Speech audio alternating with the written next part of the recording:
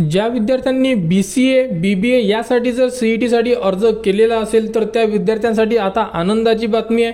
तर तुमची objection tracker म्हणजे तुमची आन्सर की तुमच्या लॉग इन मध्ये उपलब्ध करून दिलेली आहे आणि यामध्ये तुम्ही सोडवलेला संपूर्ण पेपर तुम्ही चेक करू शकता। तुम्हाला किती मार्क्स मिळालेले आहे तुम्ही कॅल्क्युलेट सुद्धा करू शकता।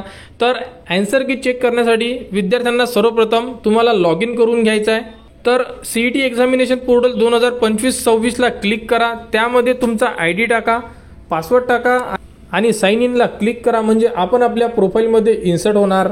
लॉग इन केल्यानंतर अशा प्रकारे तुम्हाला संपूर्ण ऑप्शन दिसून पडेल। यामध्ये एक ऑप्शन दिलेला आहे ते म्हणजे ऑब्जेक्शन ट्रॅकर। ऑब्जेक्शन ट्रॅकर मध्येच तुम्ही तुमची आन्सर की चेक करू शकता। तर इथे क्लिक करा, इथे क्लिक केल्यानंतर बघू शकता अशा प्रकारे तुम्हाला ऑप्शन आलं असेल, जसं की यामध्ये आपण बघू शकतो नर्सिंग CET या विद्यार्थ्यांनी दिलेली आहे। तर राईस युअर ऑब्जेक्शनला जर क्लिक केलं तर तुमचा जो पेपर आहे हा संपूर्ण पेपर तुम्ही चेक करू शकता।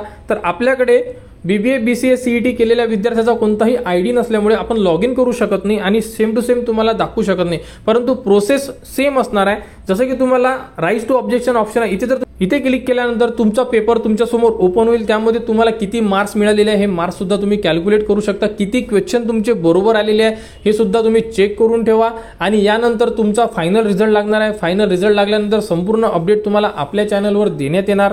तर बघू शकता अशा प्रकारे एक परिपत्रक सुद्धा जाहीर करण्यात आलेलं आहे आणि यामध्ये शेड्यूल देण्यात आलेलं आहे। तर ज्या विद्यार्थ्यांना ऑब्जेक्शन घ्यायचं असेल ते विद्यार्थी ऑब्जेक्शन घेऊ शकतात 16 तारखेपासून तर 18 तारखेपर्यंत, म्हणजे तुम्ही तुमची आन्सर की सुद्धा 18 तारखेपर्यंत चेक करू शकता। 18 तारखेनंतर तुम्ही तुमची आन्सर की चेक करू शकणार नाही आहे। आणि ज्याही विद्यार्थ्याला ऑब्जेक्शन घ्यायचं असेल कोणत्या क्वेश्चनवर तर तुम्हाला एका ऑब्जेक्शनला 1000 रुपये चालान पेड करावं लागणार आणि जर तुम्हाला ऑब्जेक्शन घ्यायचं नसेल तर तुम्हाला कोणत्याही प्रकारचं चालान पेड करायची गरज नाही आहे।